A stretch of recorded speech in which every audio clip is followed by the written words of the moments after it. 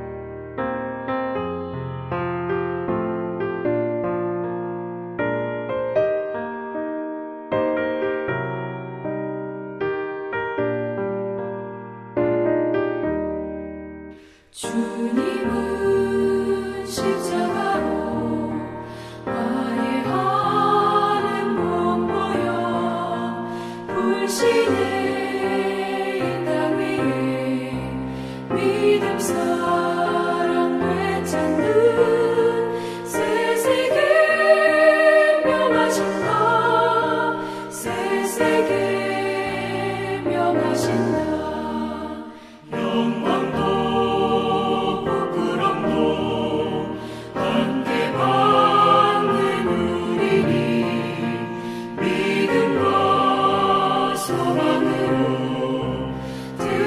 튼튼하게 뭉쳐서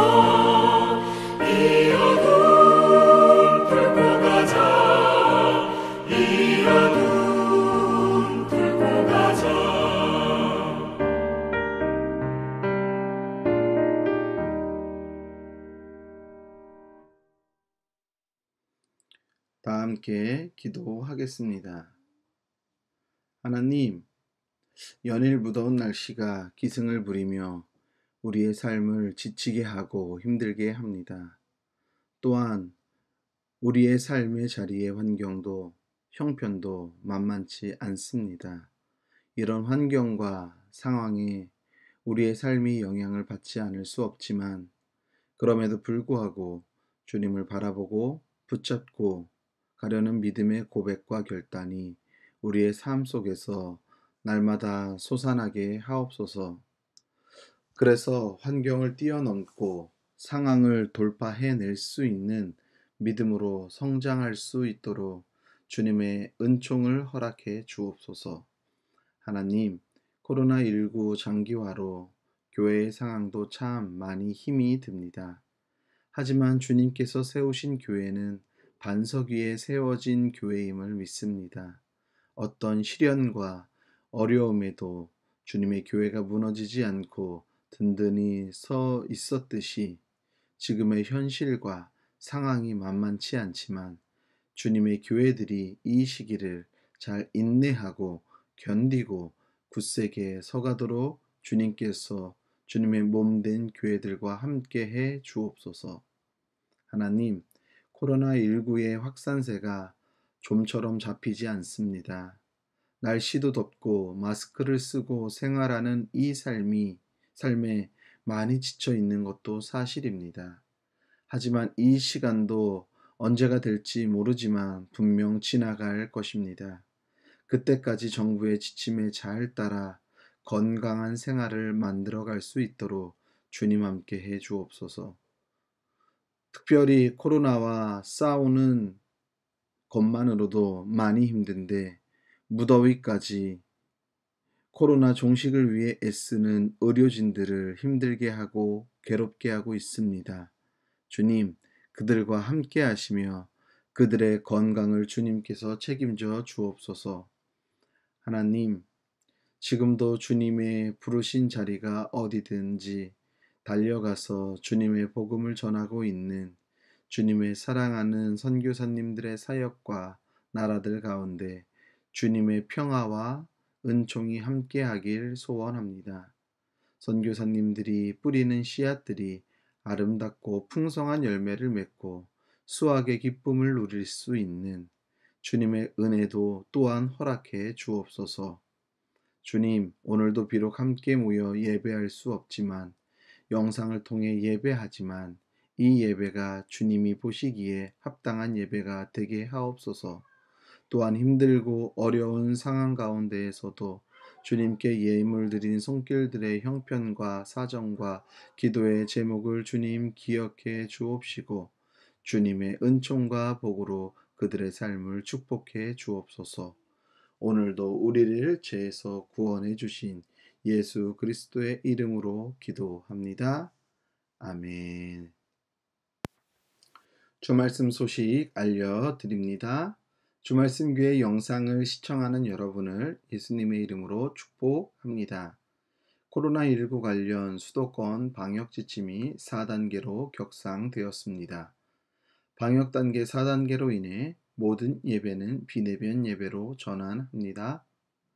현장 예배는 영상 제작을 위한 필수 인력만 참석이 가능합니다. 주말씀 교회 설교 영상은 유튜브 동탄 주말씀 TV를 검색하시면 시청할 수 있습니다. 교회와 나라를 위해 기도에 힘쓰는 성도님들 되길 바랍니다. 하나님의 말씀 보도록 하겠습니다. 신약 성경 마태복음 5장 1절부터 12절까지 있는 말씀입니다. 예수께서 무리를 보시고 산에 올라가 앉으시니 제자들이 그에게 나아왔다. 예수께서 입을 열어서 그들을 가르치셨다. 마음이 가난한 사람은 복이 있다. 하늘나라가 그들의 것이다. 슬퍼하는 사람은 복이 있다. 하나님이 그들을 위로하실 것이다. 온유한 사람은 복이 있다. 그들이 땅을 차지할 것이다. 의에 줄이고 목마른 사람은 복이 있다. 그들이 배부를 것이다.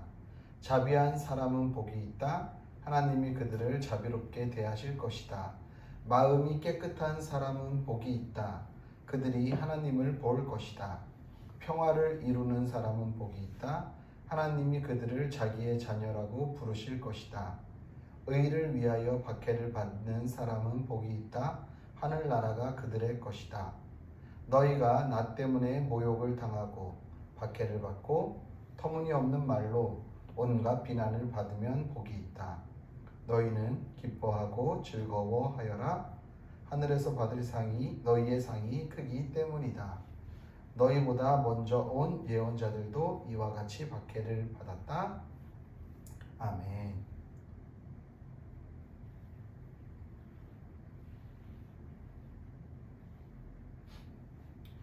하나님 우리 아버지와 주 예수 그리스도께서 내려주시는 은혜와 평화가 여러분에게 있기를 빕니다. 며칠 전 우리나라 24절기 중에 대서라는 절기를 보냈습니다. 큰 대자에다 더위 서자를 쓰는, 어떻게 보면은 무더위가 절정을 이루는 그러한 절기 중에 하나죠.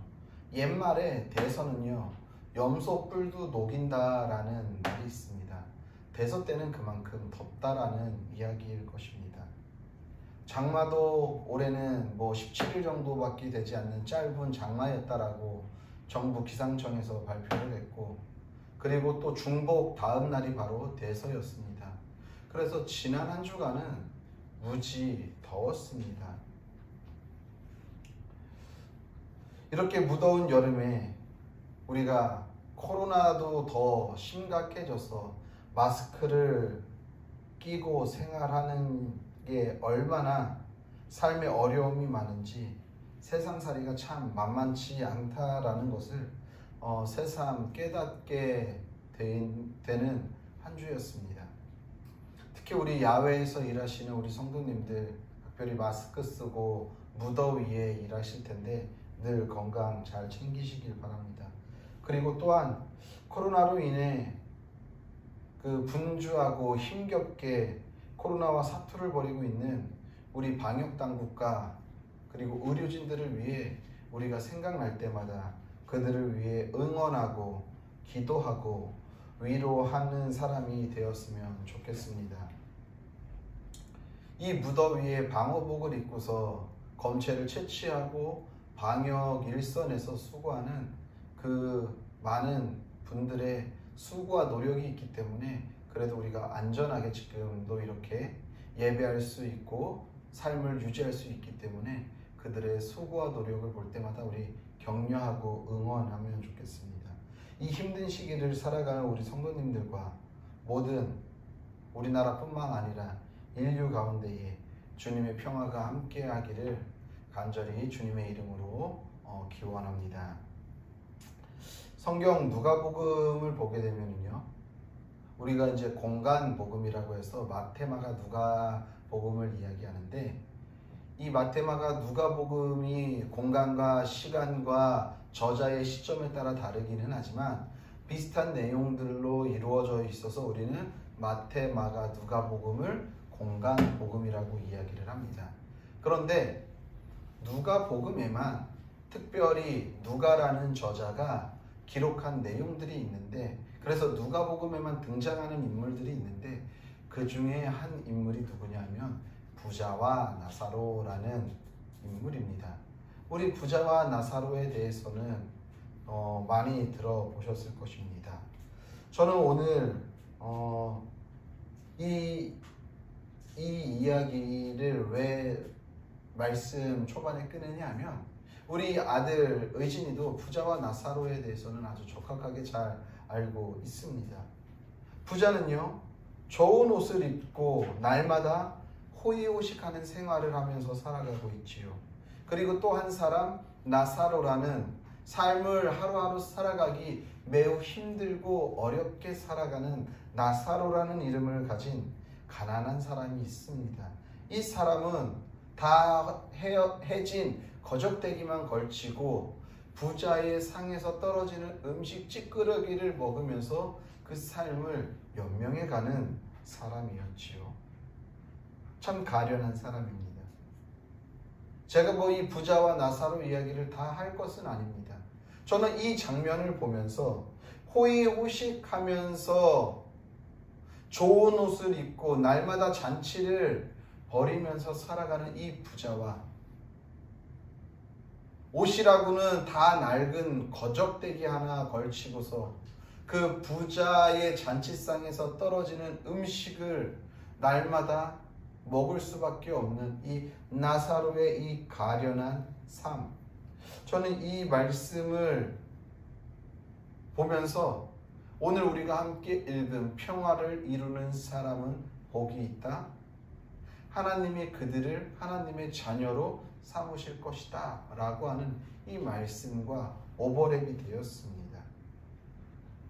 오늘 주님은 분명히 말씀하시지요. 평화를 이루는 사람은 복이 있다라고 말해요. 그러면은 평화를 이루는 사람은 어떤 사람일까요? 어떤 삶을 살아가는 것이 평화의 사람이며 평화를 이루는 사람일까요? 너무나도 복잡하고 너무나도 개인적인 생각으로 가득 찬 세상에서 평화의 사람으로 그리고 평화의 공동체를 화평케 하는 공동체를 만들기는 참으로 쉬운 문제가 아닐 것 같습니다. 제가 정확히 언제인지 모르지만 중학교인지 고등학교인지 한문 시간에 배웠던 고사성어 중에 수신제가 치국평천하라는 그러한 고사성어가 있습니다. 아마 다 아는 이야기일 거예요. 치국평천하, 나라를 평화롭게 다스리기 위해서는 무엇이 먼저 수반되어야 하냐면은 수신제가 나의 몸을 깨끗하게 닦는 일부터 시작해야 한다는 것이지요. 선비도 나라를 다스리는 정치가들도 그 나라를 평화롭고 건강하게 이끌어가기 위해서는 제일 먼저 내 내면, 내 안, 내 몸을 수신제가 해야 한다는 거예요. 깨끗이 닦아야 한다는 것이지요. 이 말을 통해 보면은요, 평화의 사람은 어떻게 보면은 내 자신의 삶, 내 내면의 삶을 먼저 평화롭게 만드는 삶이 아닐까. 그 사람이야말로 내가 속해 있는 가정을 평화롭게 만들 수 있을 것이고, 내가 속해 있는 공동체를 화평하고 평화롭게 만들 수 있을 것이고, 내가 살아가고 있는 이 조국을, 그리고 우리가 속해 있는 이 인류를 위해 평화롭게 무언가를 할 수 있지 않을까라는 생각을 하게 되었다는 것입니다. 평화를 이루는 삶은 내 속에서부터 평화의 삶을 이뤄야 한다는 것이지요. 그런데 우리의 삶 속에서 내 마음을 평화롭게 가져가려고 노력해도 우리의 주변이 그것을 용납하고 용인하고 그렇게 쉽게 우리의 삶의 평화를 유지할 수 있습니까? 우리가 살아가고 몸담고 있는 이 사회는 더 빨리, 더 많이, 더 크게, 더 가지기 위해, 더 누리기 위해 너무나도 분주하고 바쁘게 움직이죠. 그렇기 때문에 내 속에 평화를 누리고 평화를 만드는 삶이 결코 쉽지 않다라는 거예요. 내 속에 평화를 가져오는 길은, 내 안에 평천하를 이루는 길은 어떻게 할 때 이것이 가능할까요? 곰곰이 생각해 보았습니다. 근데 내가 너무나도 분주하고 너무나도 힘이 들고 말도 안 되는 상황 가운데 내 생각과 내 감정대로 하려고 하니까 내 마음속에 있는 평화가 깨어지는 거예요. 그럴 때에 주님의 마음을 허락해 주십시오 라고 계속해서 주님을 바라보고 붙잡다 보니 어느 순간 그 지금 부당했던 나의 상황과 환경이 사라지고 마음에 평안과 주님이 주시는 평화가 마음에 깃들게 된다라는 것이죠. 즉 평화를 가져오는 길은, 내 속에 평화를 가져오는 길은 다른 것이 아니라 내 안에 주님의 살아계심을 날마다 고백하고 그 주님을 내 안에서 만날 때에 그 길이 내 마음에 평천한 평화를 이루는 길이라는 것을 깨닫게 되었습니다. 주님의 마음을 품고 주님의 생각으로 주님을 바라볼 때에 우리의 마음 속에, 우리의 삶 속에 평화가 깃든다는 것입니다. 예수님은 평화라고 성경에서 말하고 있습니다. 예수님이, 그래서 바울 사도는요, 에베소서 2장 14절 16절로부터 예수님이 어떤 분이신가에 대해서 에베소 교회 성도들에게 이렇게 이야기하죠. 그리스도는 우리의 평화이십니다. 그리스도께서는 유대 사람과 이방 사람이 양쪽으로 갈라져 있는 것을 하나로 만드시는 분이십니다. 그분은 유대 사람과 이방 사람 사이를 가르는 담을 자기 몸으로 허무셔서 원수된 것을 없애시고 여러 가지 조문으로 된 계명의 율법을 폐하셨습니다. 그분은 이 둘을 자기 안에서 하나의 새 사람으로 만들어서 평화를 이루시고 원수된 것을 십자가로 소멸하시고 이 둘을 한 몸으로 만드셔서 하나님과 화해케 시키셨습니다. 라고 바울 사도는 에베소 성도들에게 이렇게 예수님에 대해서 말씀하고 있다는 것입니다. 우리 안에 주님을 모시고 사는 사람은요, 그렇기 때문에 사람을 함부로 대하지 않는다는 거예요. 우리 가끔 식당이나 이런 데 갔을 때에 식당 종업원들에게 갑질하는 그런 뉴스도 받고 현장에서 직접 경험해 본 분도 계실지도 모르겠습니다. 우리 사회에서 갑과 을이라는 것이 너무나도 만연되어 있어요. 쉽게 이야기한다면 어떤 돈을 지불하는 사람은 갑이 되어 있는 거고 그들에게 그것을 받는 사람은 을의 관계가 되어 있기 때문에 편의점 알바하는 분들의 속상한 점 중에 그냥 돈을 뿌린다라고 하잖아요. 계산하고서. 이런 모든 사람들은 다 인격이 있는데 그렇게 함부로 대한다라고 생각하는 이러한 모습들. 하지만 평화의 사람은 그렇지 않다라는 거죠. 나보다 못해도 낮게 여기지 않고 그 사람의 말을 기울일 수 있는 사람이 내 안에 주님을 모시고 사는, 평화를 이루며 사는 사람이라는 것입니다.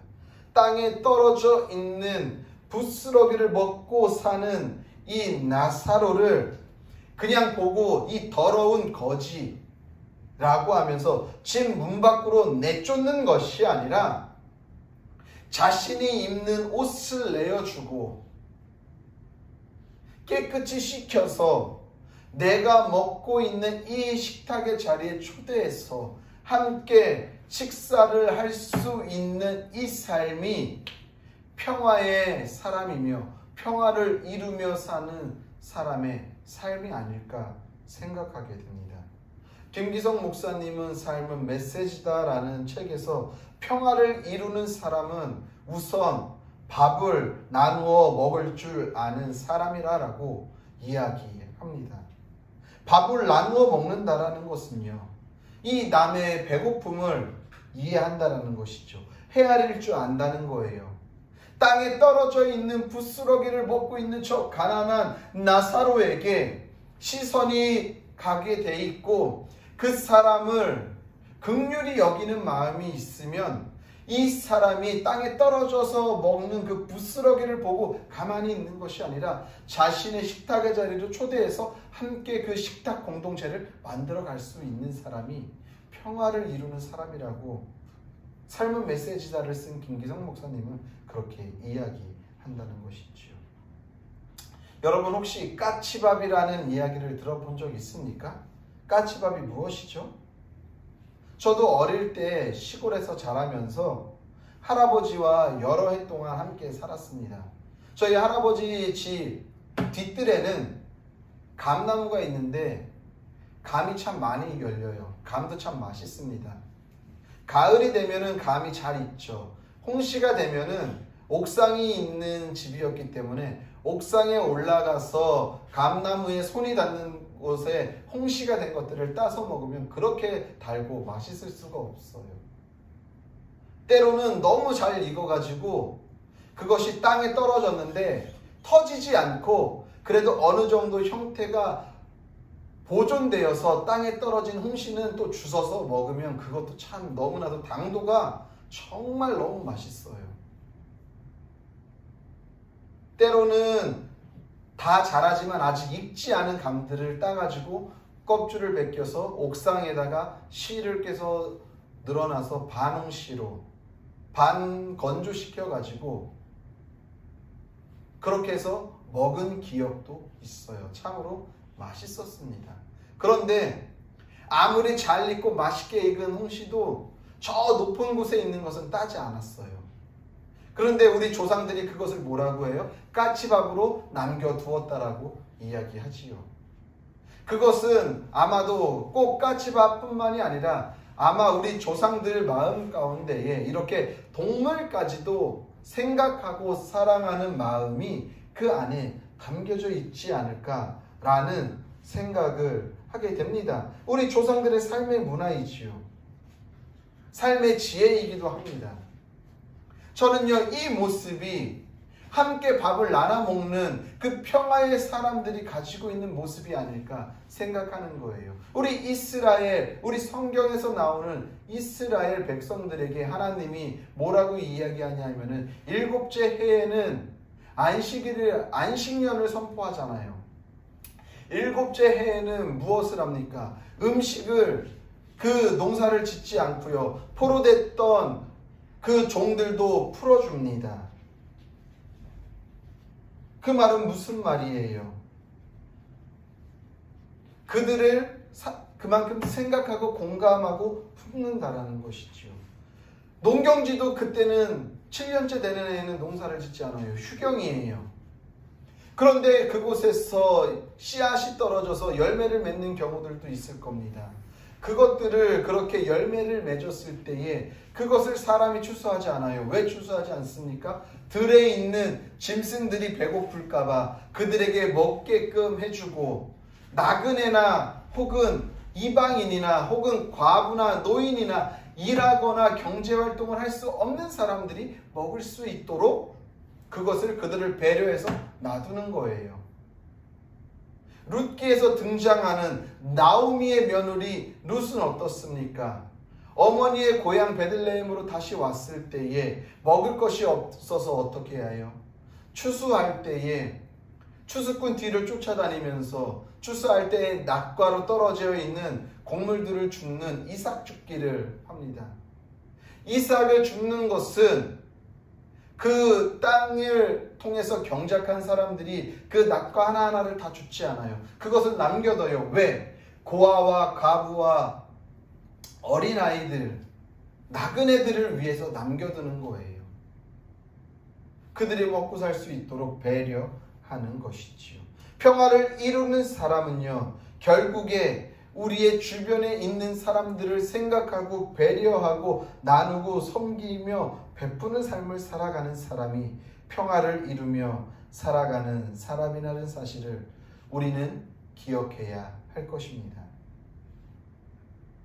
그런데 우리가 사는 세상은 평화를 이루며 살아가겠다라고 다짐하고서 사는 우리에게 평화가 이루어지고 평화가 만들어지는 소망을 품기보다는 오히려 우리에게 좌절감과 회의감만 들게 합니다. 왜죠? 아무리 평화를 이루며 살아가려고 애써도 세상이 평화의 세상으로, 평화의 공동체로, 평화의 과정으로 바뀌는 것 같지가 않아요. 오히려 세월이 흐르면 흐를수록 더 삭막해지는 것만 같다는 것이죠. 그러다 보면은 나만 이렇게 살아야 하나? 나는 이렇게 평화의 사람으로 살려고 몸부림치는데 여전히 바뀌지 않는 내 주변의 상황과 환경 때문에 너무나도 지쳐서 지금 이게 맞는 삶인가? 이렇게 회의가 될 때가 한두 번이 아니지요. 내가 노력한다고 해서 전혀 가정은 바뀔 생각을 하지 않고 내가 속해 있는 공동체는 바뀔 생각이 하나도 없으니 오히려 평화보다는 서로 미워하고 다투며 반목하는 이 사회, 이 가정, 이 교회의 모습이 우리를 더 힘들게 하고 아프게 하는 것이죠. 하지만 그럼에도 불구하고 우리는 평화의 사람으로 하나님께서 이 땅 가운데 우리를 보내셨다라는 것입니다. 그렇기 때문에 우리의 사명이 평화를 이루면서 살아가야 하는 사명이기에 오늘도 우리는 그럼에도 불구하고 우리의 삶의 자리에서 그 현장에서 평화의 씨앗을 심어야 한다라는 것입니다. 말씀을 준비하고 책들, 여러 가지 책들을 이렇게 읽으면서 삶은 메시지다라는 책을 제가 지금 2번째 읽고 있는데 그 책을 읽으면서 그곳에서 한 이야기, 수피교라는 그 수피교도들에 관한 그 고전과 같이 내려오는 이야기가 그 삶은 메시지다라는 책에 좀 짤막하게 실린 것을 읽게 되었습니다. 그것을 읽으면서 이런 생각을 했습니다. 그 내용은 이런 거예요. 어떤 내용이냐면요. 한 여인이 꿈을 꿉니다. 그 꿈에서 시장을 가는데 새롭게 오픈한 상점이 있었습니다. 그래서 그 새로 오픈한 상점 안에 들어갔는데 그 가게 주인은 다름 아닌 신이었던 것이죠. 그 신이 이 여인이 그 신에게 묻습니다. 이 상점은 무엇을 파는 상점입니까? 라고 물으니까 그 상점 가게 주인인 신이 그 여인에게 이렇게 대답하는 것이죠. 당신이 가슴에 원하는 것은 무엇이든지 다 팝니다. 이 여인은 그 이야기를 듣고서 자기에게 자기가 바랄 수 없는 이 세상에서 최고의 것을 사기로 합니다. 그런데 이 여인이 어떻게 보면 참 건강한 사람이었던 것 같아요. 아마 많은 사람들이 그러면 무엇을 사려고 합니까 하면 가장 돈 되는 것을 사려고 했을지도 모르겠는데 이 여인은 이렇게 그 가게 주인에게 이야기합니다.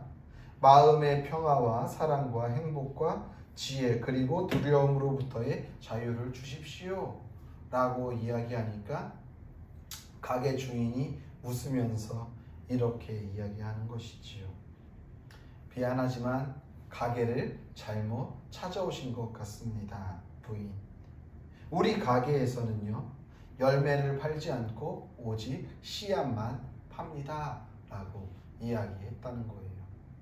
평화도 마찬가지고요, 사랑도 마찬가지고요, 행복, 지혜, 두려움으로부터의 자유, 이 모든 것은 결과물, 열매라는 거예요. 그런데 여기서는 그 열매를 파는 것이 아니라 씨앗, 그 열매를 따기 전에 씨앗을 심어서 열매를 맺혀야 하잖아요. 그 과정을 판다라고 이야기하는 것이지. 평화의 길을 이루는 것은요, 쉽지 않은 거예요. 평화의 길을 이루는 것은요, 결국에 평화의 씨앗을 심었을 때만이 평화의 길을 이루고 평화의 열매를 딸 수 있다라는 것입니다.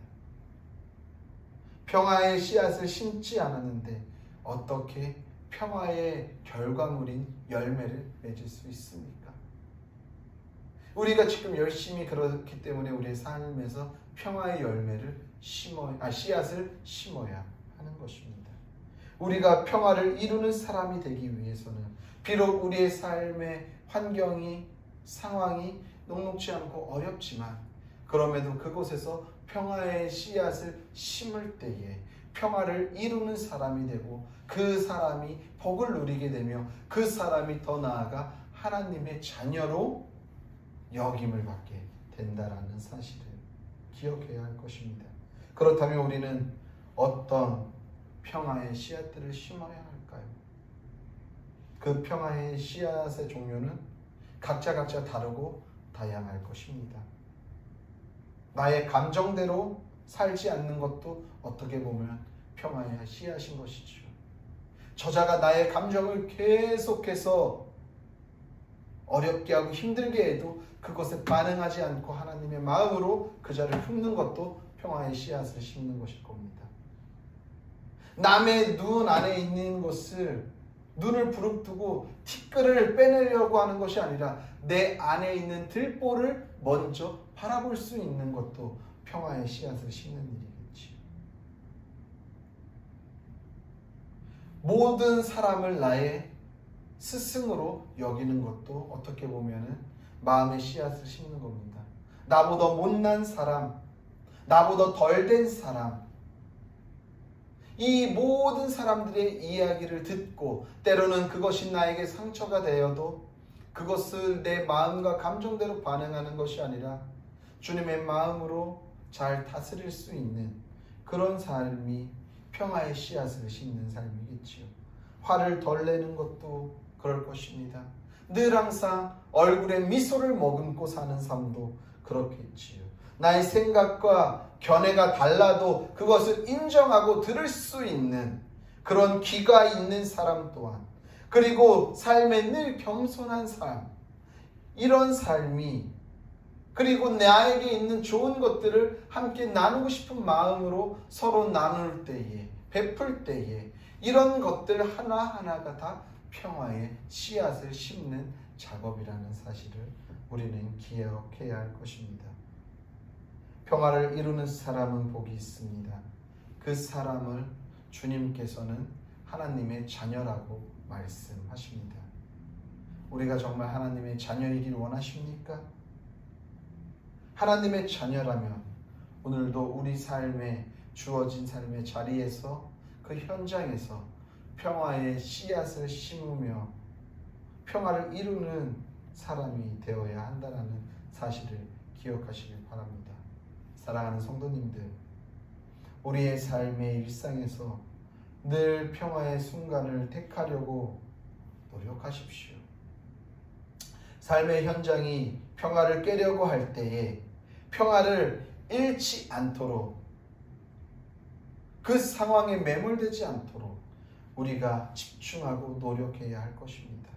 그럴 때 우리는 평화를 이루는 사람이 될 수 있습니다.